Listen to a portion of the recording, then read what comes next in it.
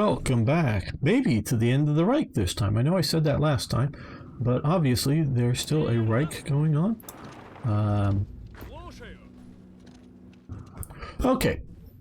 Oh, before we get into it, hey, if you haven't already, please subscribe to the channel. You can follow me over on Twitch. Hit that bell if you want to get notifications when I go live and things like that. It really helps out. It also really helps out if you hit the share button and share it on some other social media. Yeah, I know most of the social medias are sewer pits, but still it helps. And feeding the algorithm by even just saying hi in the comments below. You don't know how much that helps. And even you don't know how much it really helps when people comment below about something in the game. Just really inspires me to want to continue playing for you guys, not just playing for myself. So any of that is all really good. But I want to talk a little bit about something I've thought about a lot at different times is why did Germany keep fighting in World War II? Why would it still be fighting now? Berlin has fallen.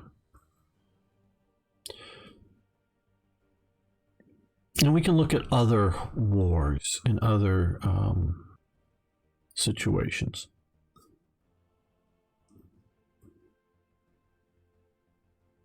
Now, why some people keep fighting? It may be literally that they know they're not going to survive the collapse of the regime. There were a bunch, not most by any means, but a bunch of Nazis suicided at the end of the war.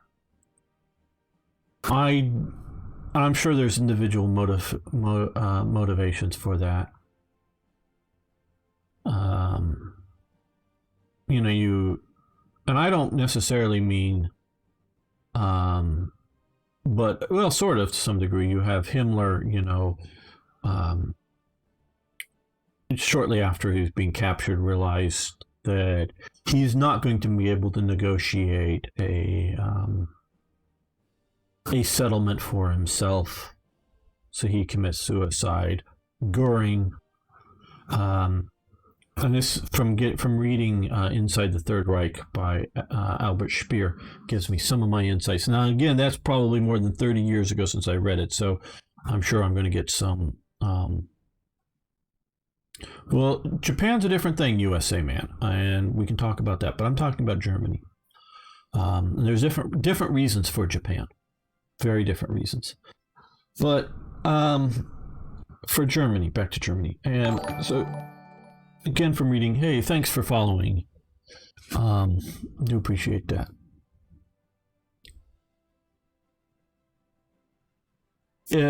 Looking at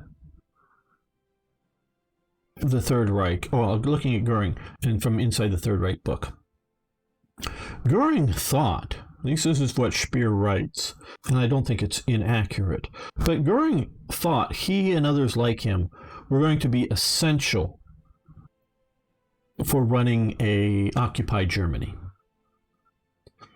Now, whatever kinds of level of self-delusion it takes to make one that you're essential, as an individual, and two, that the Allies needed cooperation from significant members of government for running the government essential, and three, that they would be willing to use people like Goering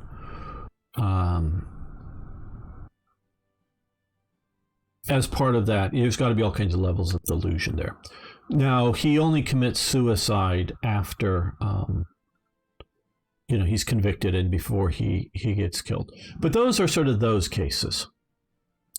I'm talking about a lot of people that long before they were captured, and in many cases might not have done much jail time, shall we say, they commit suicide. I'm thinking of some Gauleiters and other people in Germany, which I'm sure they were involved in some level of war crime, but they weren't part of the final solution or something like that, or in any major way. They just are unwilling to live in a non-national socialist world, I think. Like one that's coming to mind is Terboven, the head of German occupation in Norway, blows himself up sitting on a load of dynamite and whatever building, including other people in the building, just blows himself up. And that's how he commits suicide. And he may be looking very much at, hey, we weren't too kind to the Norwegians and they're going to put me on trial and kill me anyway, so I might as well just do it. But, okay, we get some of that. And so I get some of these people that for various ideological reasons or desperations commit suicide because they don't see a personal way out. So they keep fighting, I should say, and way out. But why does a lot of the, shall we say, average German soldiers, the average German officer, and the average, shall we say, German higher ranking, a general type officer, whether it's in the Luftwaffe or the army or whatever. I'm not talking about the SS. Why do they keep fighting so late? Where they didn't in World War I, and in many ways it's the same institutions, particularly when we're talking the army. Because don't let anybody get you wrong. The German army signed off on that armistice. Now, they thought they were going to get a much better peace treaty out of it, I'm sure, but they signed off on the armistice. And however much the German army might, they were in no place to really object to the Versailles Treaty or treaties or whatever you want to say. Why did they keep fighting? Well, Adolf Galland, fairly late in the war, I forget whether it's late 44 or early 45, gets in charge of the, fighter squadron of Me-262s. And it's just about, there's one person said that the unit symbol very well could have been a Knight's Cross, because almost every pilot in the unit were Knight's Cross holders, and many of them had been more or less on medical leave from what we would call PTSD today or whatever. They were just too afraid to go up into the skies anymore because they were just all getting shot down. They came back to fly in the jets, and they it was in a way sort of, shall we say, a happy time again for shooting down Allied planes. Now, why does him and his ilk fight? Well, I can tell you one very good reason. Those bombers were bombing their cities. So they're not necessarily fighting, and you can take it case by case basis, not necessarily fighting for the German Reich and the National Socialists. They're just like, hey, the more bombers we shoot down, the less civilians get killed. And that's a very legitimate thing, and I could readily see, particularly fighter pilots. They're not, they may be talking about defending the Reich or whatever, but they're really talking about defending the cities that are being bombed. So I get that. I entirely get that. Now, why fight on the Eastern Front? Well, you've got the hordes of Soviets coming, and the German soldier, the German officer, and the German general all know that the Germans have not behaved well on the Eastern Front. And so they know there's going to be retribution coming. So delaying there, that makes a bit of sense. Because, and the Sabaton song sort of commemorates the, here, or wherever on the Elbe, where there was, Germans were peaceably coming across the bridge, along with German civilians, but German soldiers, and handing over weapons and surrendering to the Allies, but fighting doggedly on the other side of the bridge, or back away, a mile or two back away, but the Western Allies could see it, fighting the Soviets desperately to sort of keep the opening open for the German soldiers and the German civilians to move into Western Allied captivity, shall we say. They don't know what's going to happen after the war. And so I get that there's a level of fighting there. But that doesn't entirely, in my opinion, cover things like the battle for Budapest. And I don't mean the first one where the Hungarians switch sides and the Germans come in to take it over. I mean the German defense of Budapest, because that isn't defending the German homeland and it's a counterattack kind of battle situation there, as much as I remember about it. Why they just didn't do more fighting withdrawals, hold the line until it becomes, not necessarily it's going to collapse, because you don't want to go until it's going to come collapse, because then it just runs over it, but fight until it's advantageous to withdraw. Many of you who follow know that I admire particularly two types of generals a lot. One of them being generals who do successful fighting retreats and keep their forces intact. And so sort of, very anti-Hitlerian, fight to the last man kind of thing. But really to fight until you realize, hey, yeah, it's best to withdraw now to whatever new river, new defensive line. They're turning a flank here, and I could put all my reserves into trying to hold that flank, but I'll have no more reserves, and tomorrow will be a new day, and I'll have nothing more against it. And it's not just a local. It's not like we're doing that while other units are plunging deep into France or something like in 1940. It's doing that as we're generally being pushed back.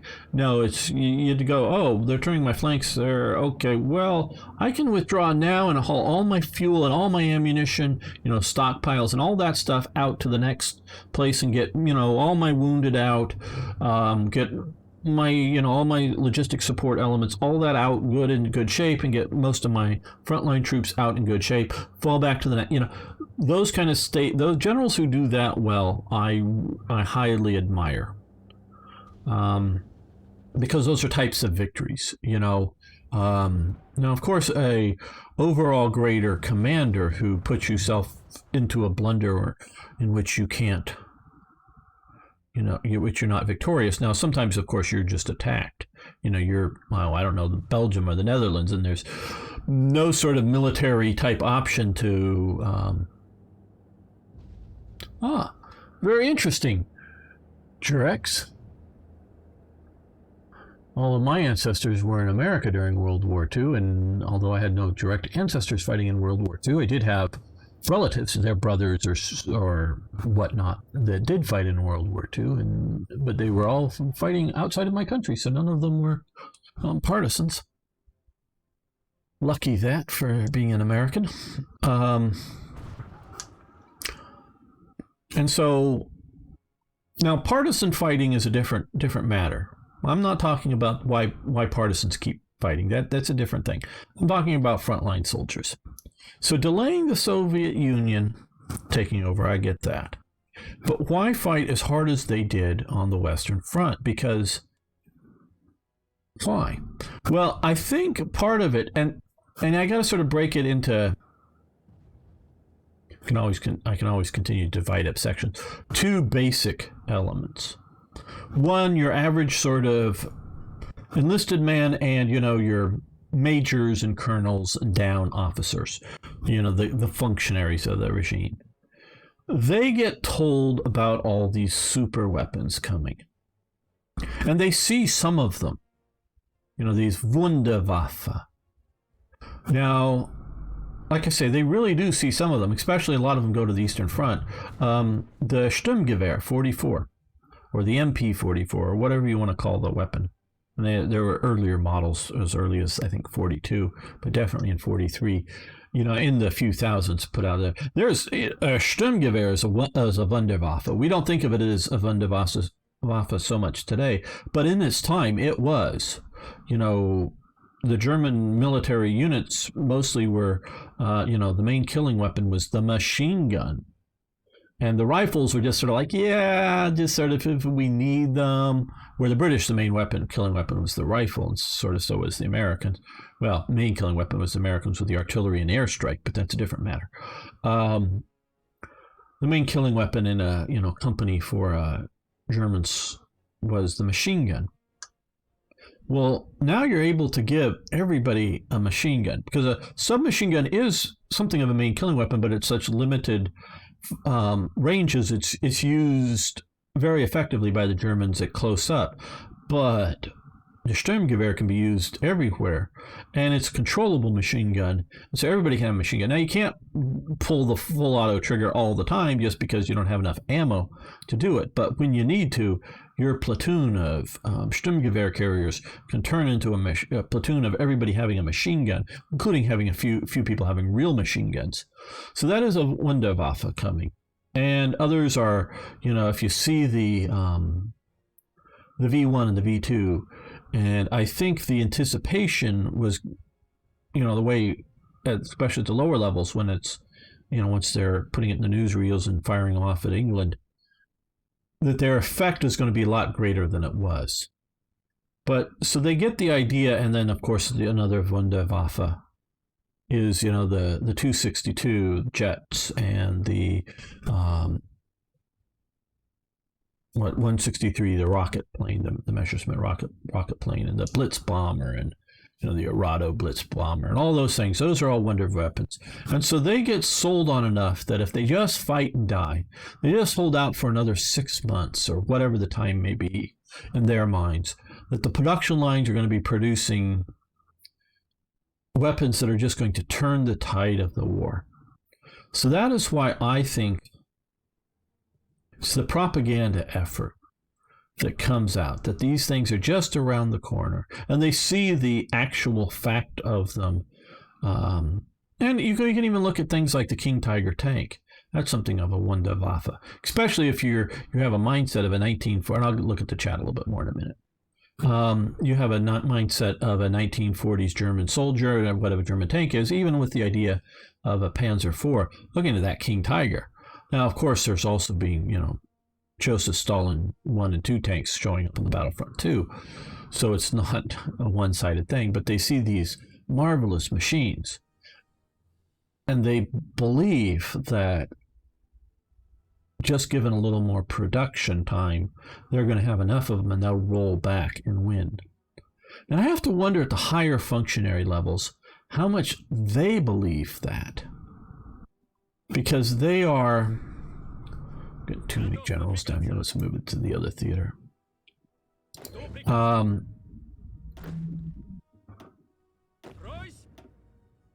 They've got to see better that, these are coming, but there's just not going to be enough of them. And I don't know why they keep fighting. Now, we can look at and see the, weapons out over here at the Wolf Slayer, Stauffenberg's attempt to assassinate Hitler. But you don't have to.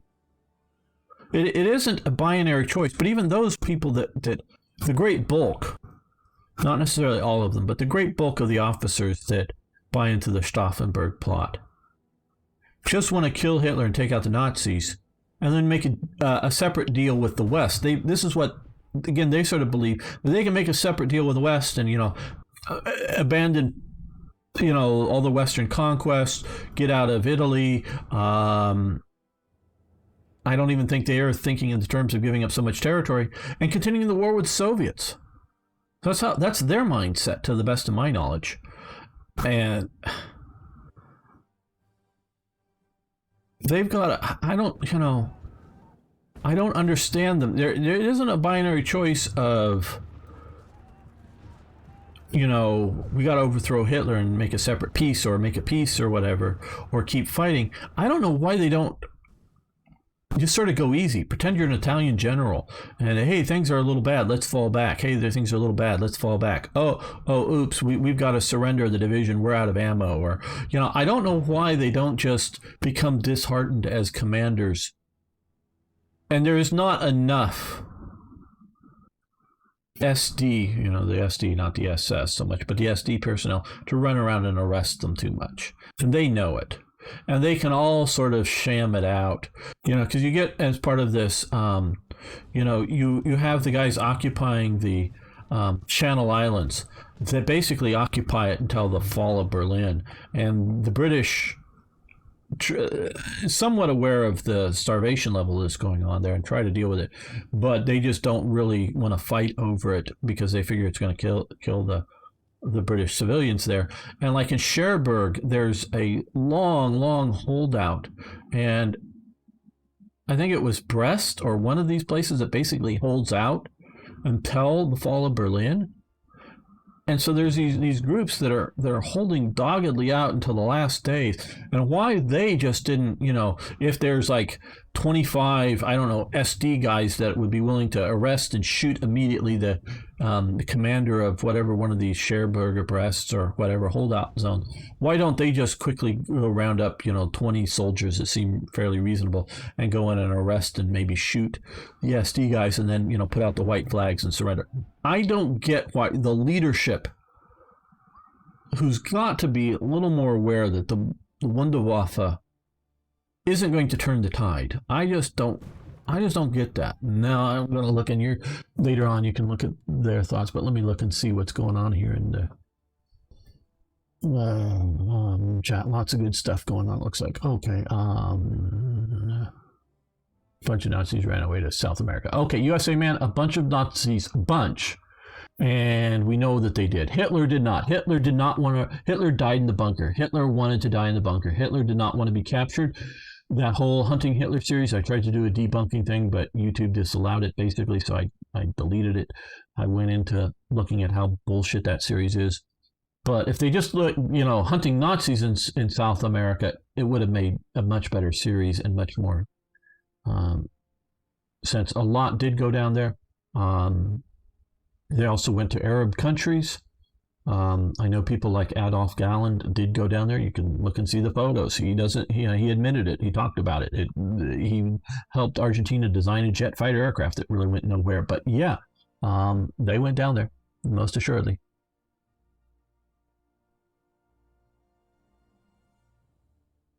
Survival. They were all fighting in the East and fought to get to the West. Okay, OCB. Yeah, that's, like I was saying, is one of the fighting. And yeah, I'm not even like talking about, battles over, Kiev or something. That I get, because that's still looking like you might be able to win. It's sort of, and yes, and I do get fighting to survive, fighting to get to the West. And that, like I was saying, is very much, and, fighting for, the Kurland pocket kind of up here when there was large German there, or fighting for, in Danzig or whatever.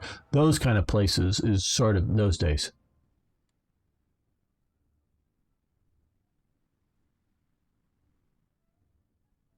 From Sachin, yes.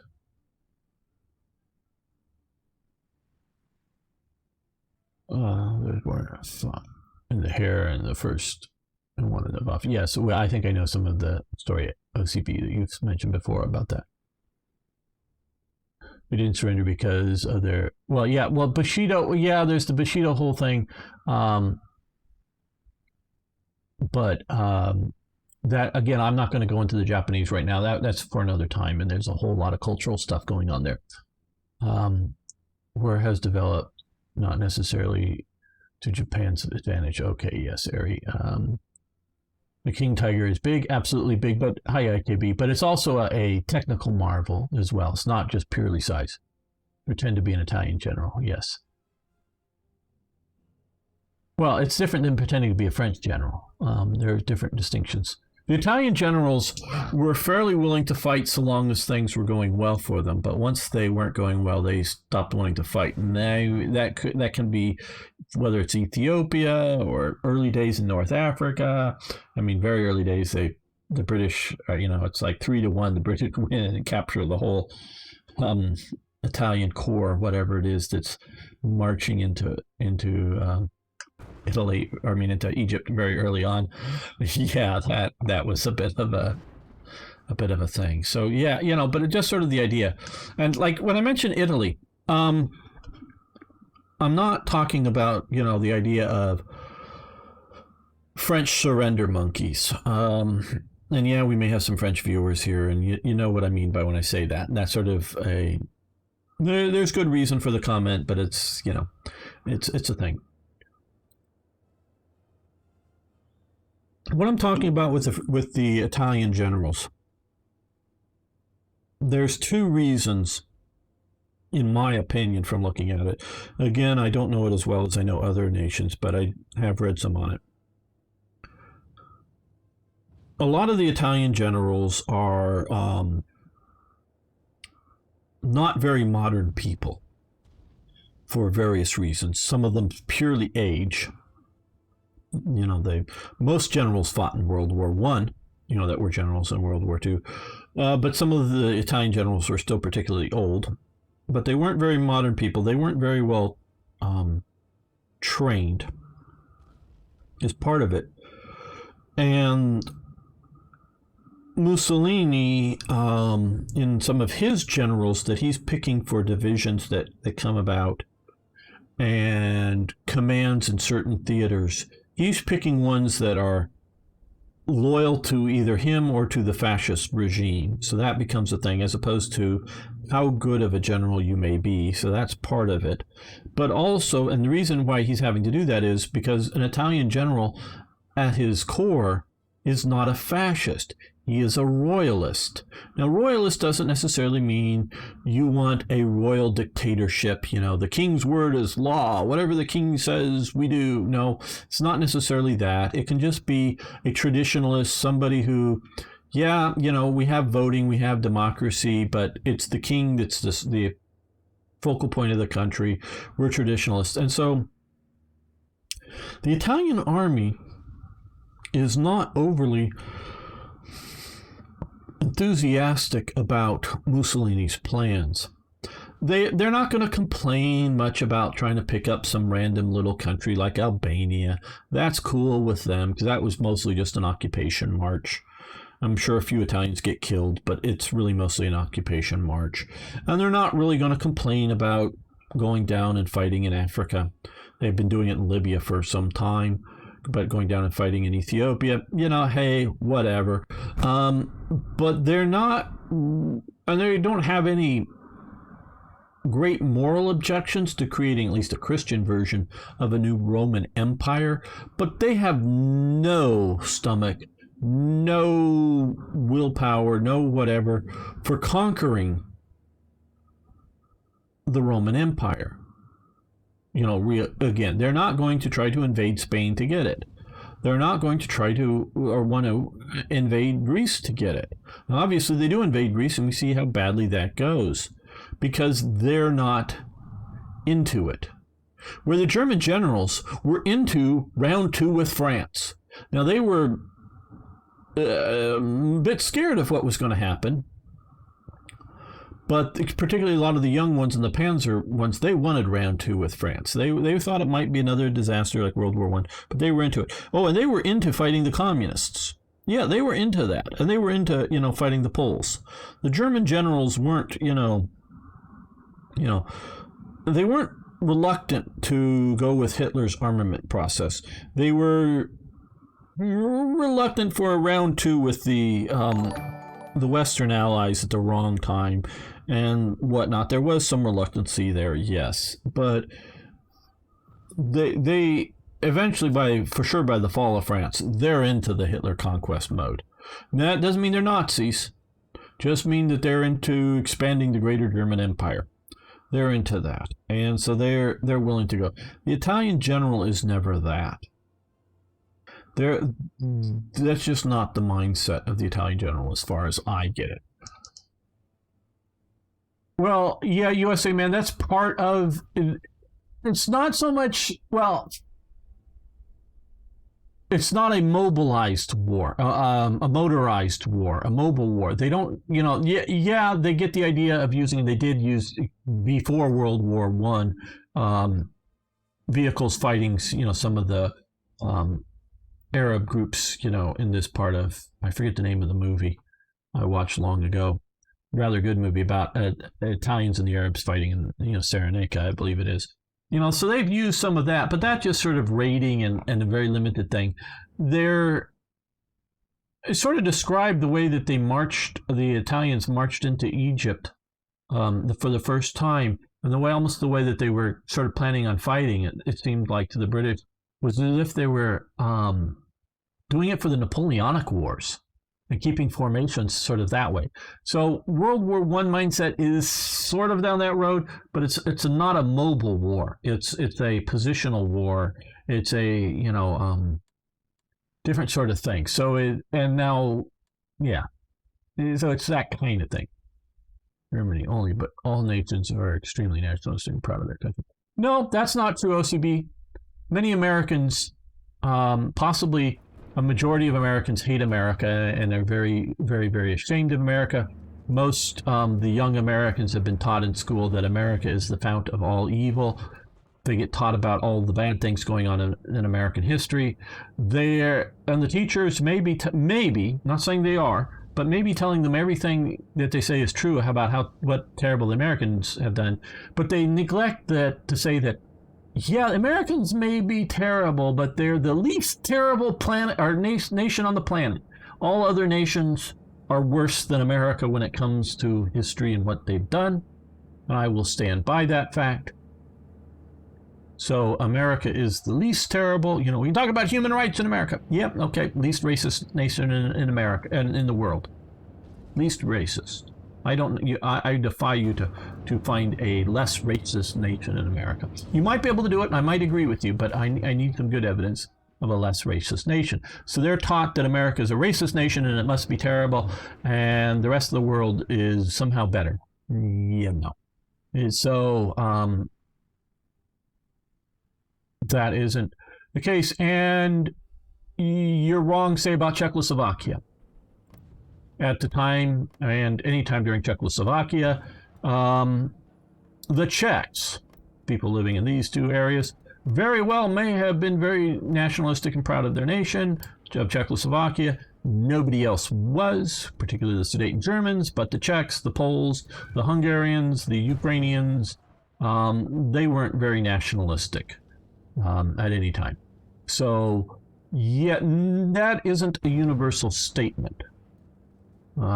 We could also see a lot of the Soviets were anti-Russian. I don't mean Georgians and Ukrainians anti-Russian. I mean people that spoke Russian that lived in Moscow. They were anti-Russian. They were pro-Soviet. And Soviet is not a nationalistic, patriotic thing to be. It is a class warfare concept. So I would disagree. You're a little too broad there.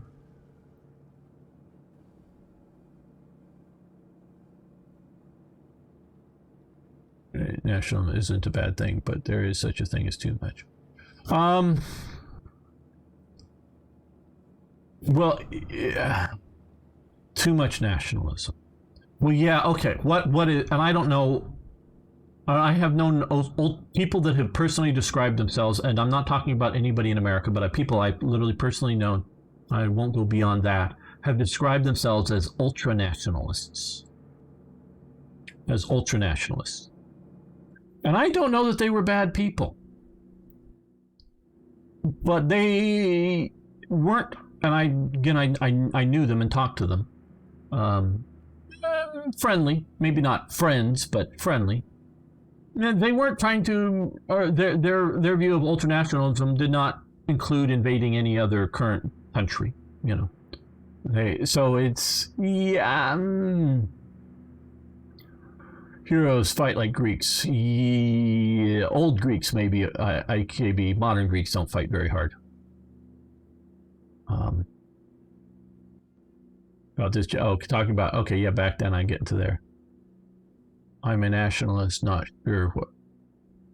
Not sure on the ultranationalist part. Same here. Well, see, now, America, I don't know if Americans can be ultranationalists because of the nature of America. Because what would an ultranationalist American be?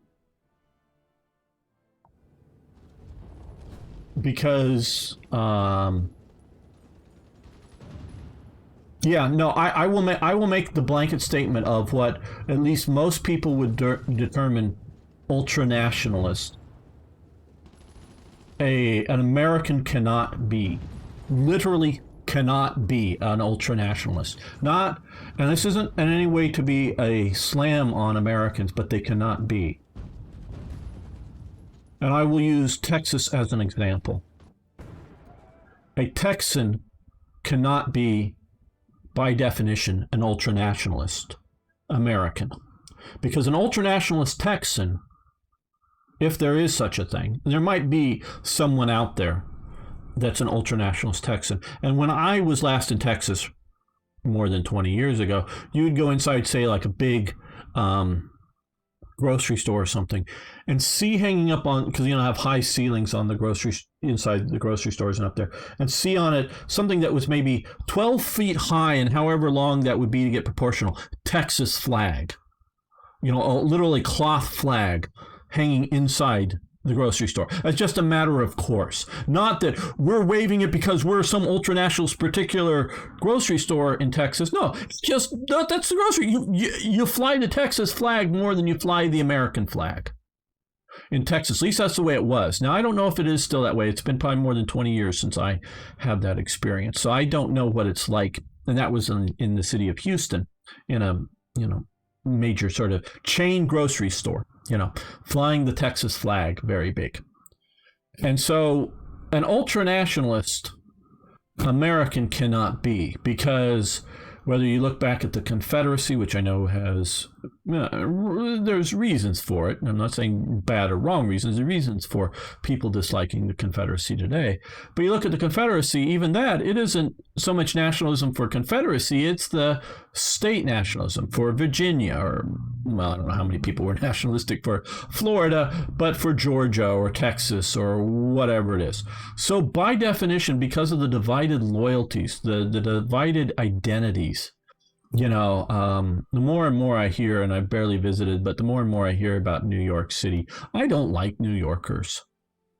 Now, I've met and known New Yorkers that I've liked, but I'm just talking about them as a class, as a group, as an organization. I don't like New Yorkers. And that's what a lot of middle America doesn't like about Trump, because he's very much a New Yorker in the way he talks, but including his sort of speech rhythms, but his other sorts of brashness and whatever.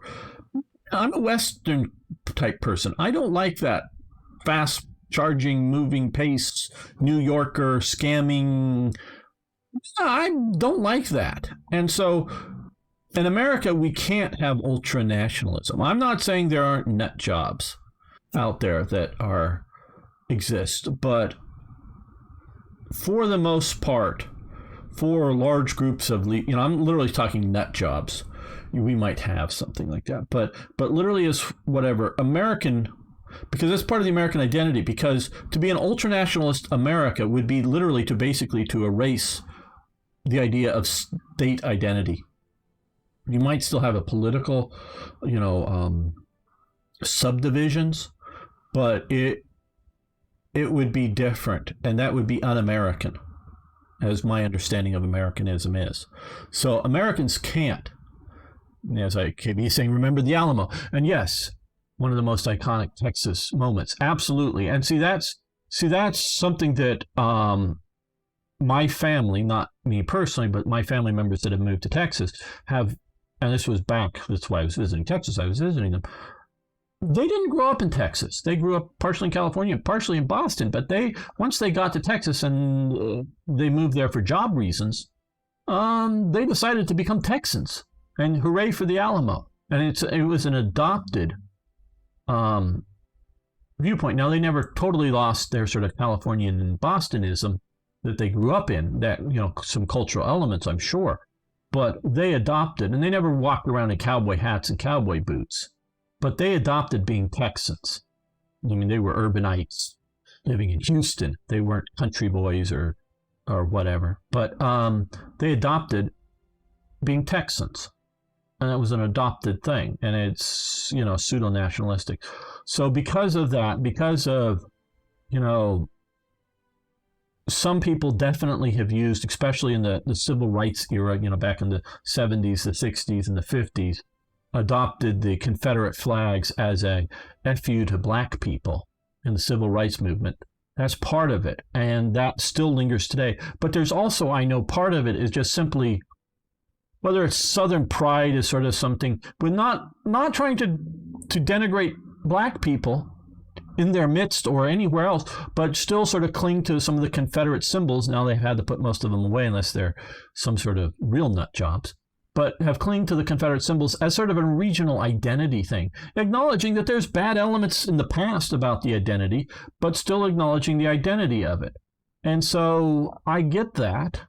A lot of modern people won't get that, and won't find the distinction there that the Confederate flag might just be a regional flag and not meant, and this is particularly like in the 80s and 90s, not meant to be a disparaging thing of black people. It's just, hey, this was my ancestors, my whatever, my sort of area distinction, including Confederate flags as parts of state flags. So there is that element to it. And I think one of the most common uses, and the last use I saw popularly in the movies was, you know, the General Lee automobile of the Dukes of Hazzard had the big Confederate flag on it. But you watch whether that later movie, which wasn't so good, but you watch the original TV series, there was no hint of racism or anything with its use of the Confederate flag. It was just sort of a localized symbol, and it wasn't meant to be, even though Jim Crow no longer exists, it still affects the black Americans.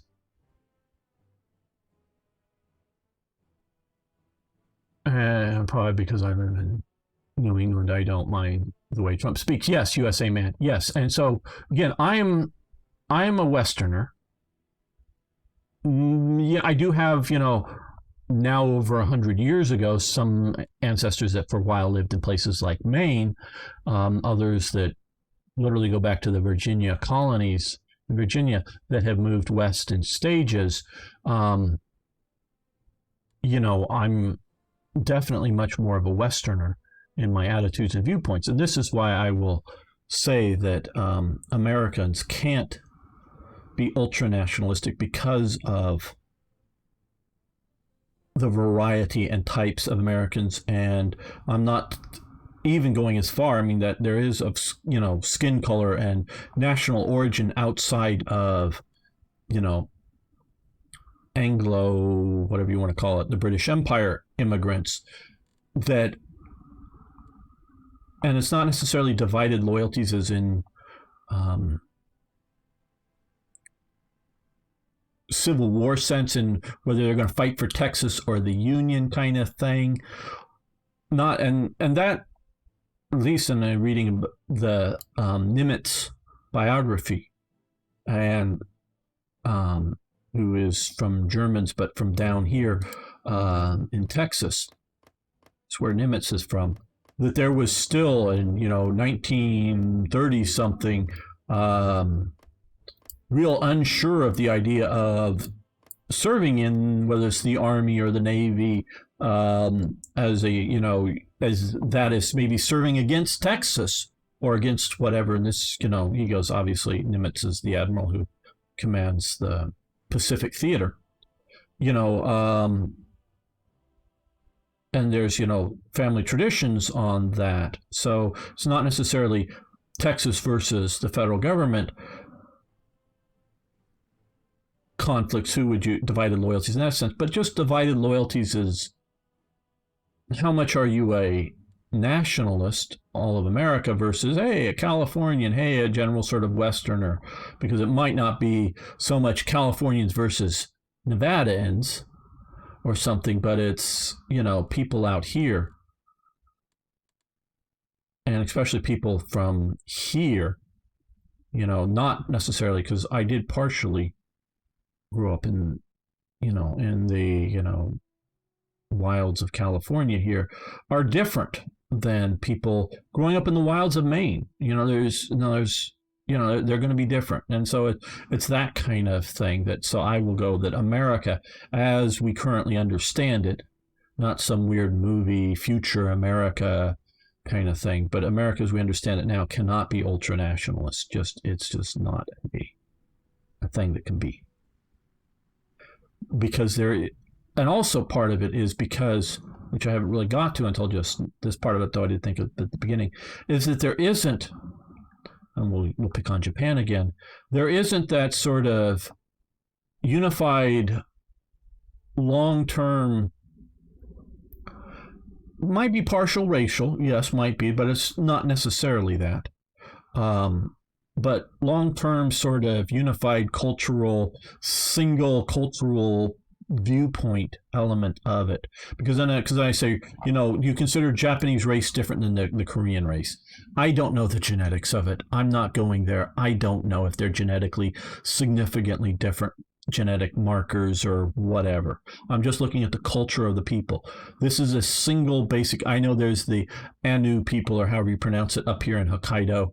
Yeah, I know this well enough without just that are mostly disappeared now, and mostly that's just because they've. I don't know. There is some genetic differences, but now most of it through intermarriage and just cultural assimilation, they've just become Japanese people, and there's different.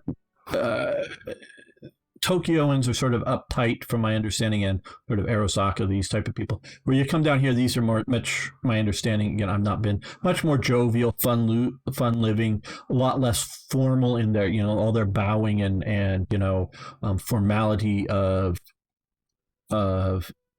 address to each other is much higher. I'm talking modern youth, not just like ancient old people still alive. I'm talking modern youth, much more formal up in this sort of Osaka through Tokyo compared to down here in Kyushu. So, and I don't know what it's like in other regions. So there are differences within Japan, most assuredly, but it's a single long-term cultural identity that America, because whether it's Scots, Irish, English, Welsh, and those are just from Britain. And I could even define it more, the Scots-Irish coming different than the Irish coming over here, and that's just all from Britain, different identities coming in, let alone Germans, Italians, Spaniards, Japanese, Chinese, Africans.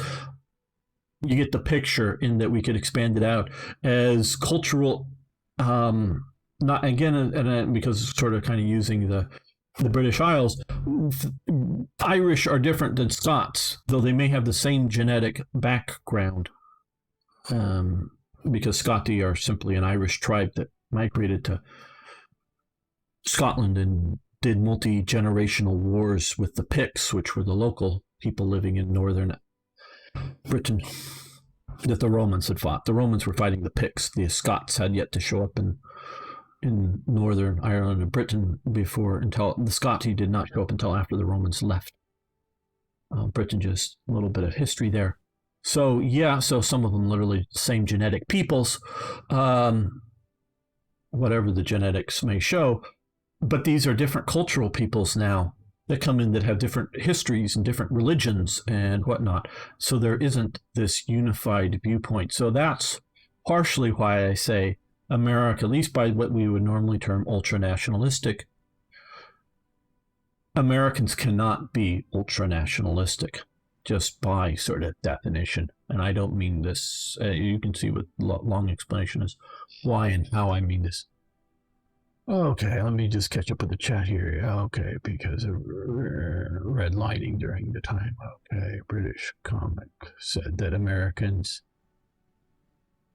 in the U.S. are Italian, Spanish, Irish, but when they are outside the U.S., they are hardcore Americans. Yeah, OCB, there is something of that. But trust me, a lot of, say, Italian Americans try to go to Italy to try to find their roots and whatever. I'm trying to use other specific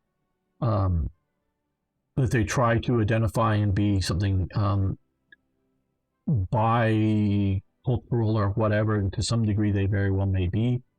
But there's some of that going on. Maybe looks more so more Christian than not that I know of. IKB. I don't specifically know that there's more Christians in Kyushu than other parts of Japan.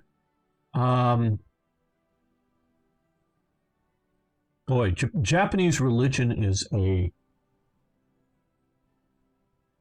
huge, deep subject, and compared to some other people, I'm qualified, compared to, say, 95% of the world's population, I'm probably qualified to talk about it more than they are, just because, hey, they're, well, I don't know how much Chinese would be, because that would obviously push up more. But between the mix of Buddhism, which is an imported religion, of course, Shintoism, which is their natural local religion, and then Christian influences, even influences into Buddhism and Christianity. Now, to the best of my understanding, again, this is why I'm not really good to talk on some of the subject, is Buddhism doesn't believe necessarily in a god, if I have that right. I mean, Buddha was just some sort of prophet or saint or whatever. And so Buddhism gets, and there's multiple strains of Buddhism, Tibetan Buddhism, and I'm not even going to try to go into all the different stuff, so I'm going to get some of it wrong. But different strains of Buddhism. Now, so again, like Tibetan Buddhism, which is also the same Buddhism, my understanding is Mongolian and Tibetan Buddhism are basically the same. They sort of come that way. Do actually sort of the Tibetans believe that there's all these sort of gods and demons, but they're not necessarily like demons from hell like we would think of them in the West, but just simply powerful beasts that may be working for good and working for bad, and sometimes maybe both for an individual, but sometimes fighting other things. Just them supernatural beings might be a way to mean it, that they believe in a lot of that more. Well, that's something coming out of the Shinto stuff. So it's sort of, some of the Buddhists may still believe in some of the Shinto, and they may be adopting some of the Christian beliefs as well. And it's a right sort of muddle going on. Shintoism is after all, it's okay. Don't know why was IKB insulted Remember? That's very airy. Okay. I get that now. Okay, what? Yeah, that's true. After all, that's where the Shimabara rebellion happened. Shintoism is an interesting religion, yes, and it's something of an animist type religion based, and I read up on it, but again, that was probably more like 30 plus years ago, so I'm all sort of wonky on it. I'm trying to do the details. It's lifestyle, yeah, but there's definitely lifestyle elements to Buddhism, but it's also a belief system as reincarnation and trying to move to higher levels of plane and of being and whatnot. So it's more than just that. Buddhism is basically Indic Christianity. Yeah, I can see that kind of viewpoint. Azads, one guy came and made it. Then it schisms like nobody's business. Yes, there's definitely lots of strains of Buddhism, and definitely I know it comes out of India where it is still practiced, but by my understanding, again, you're more of an expert on it, but a very slender minority within India that practices Buddhism. Now, I don't know how much Buddhism has influence, because it definitely comes out of some sort of Hinduism, my understanding. Again, sorry if I get some of that wrong, Azads, but I don't know how much it's influenced other strains of Hinduism. I don't know, just don't know. But I definitely know that it definitely moves out of and has a lot more adherents in Tibet, Mongolia, China, Korea, Indochina, shall we call it, down, these parts of the world, and into Japan. Buddhism definitely spreads and has lots of influence outside of India as being the dominant religion, and not just, hey, there's some, big Buddhist temples with many thousands here in California worshiping there or something like that. But it's not it's just a minor, many thousands worshiping in California can be still a minor percent of a percent. Then the Japanese play lucky dip with religion, Shinto funerals, but more Christian style weddings.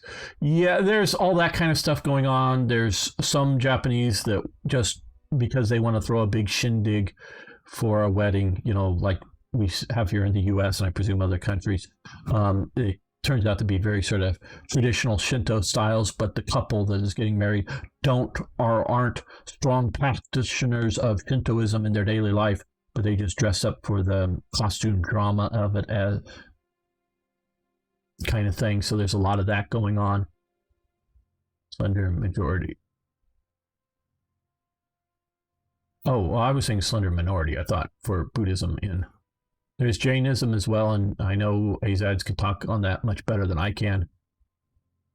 Many Tibetan Burmese people from the frontier. Yeah, and that's... that's my understanding. Again, it's just a few people here. I don't know. Again, I just don't know if there's like pockets of it. Again, small minority pockets of it somewhere else in India. I don't know, but yeah, that's my sort of understanding. Is it's mostly just along this sort of parts of the world that peoples that are culturally more Burmese or. I don't know what we want to call these, because whether it's Sikkim right here and just in this province or some of these other border states, because it's more than just Nepal and Bhutan. Bhutan is very Buddhist, but yeah, some of these places here is again, yes, Hinduism is again in Azad's is a better topic on it, but just explain. Yes, that is the majority religion of China by a long ways, as far as I understand. Well, this is taking too long. Well, no, let's continue. I don't know. People, I like talking with you guys. We're going to end this episode and then continue to kill the Reich. In the next episode, thanks everybody for watching. We'll be back with another episode.